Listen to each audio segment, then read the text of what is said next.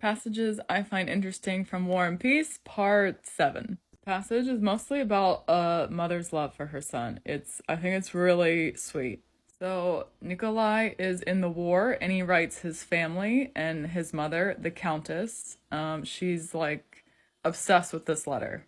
Nikolushka's letter was read over hundreds of times, and those who were considered worthy of hearing it had to come into the countess, who did not let it go out of her hands. The tutors went in, the nurses, Mitemka, and several acquaintances, and the countess read the letter every time with fresh enjoyment, and every time she discovered from it new virtues in her Nikolushka.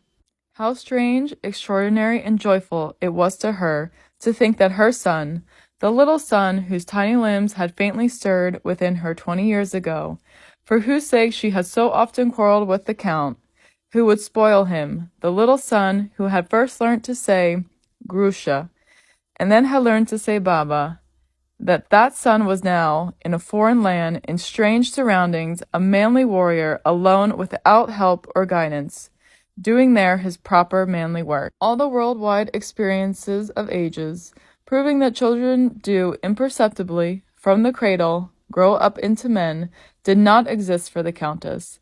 The growth of her son had been for her at every stage of his growth just as extraordinary as though millions of men had not grown up in the same way.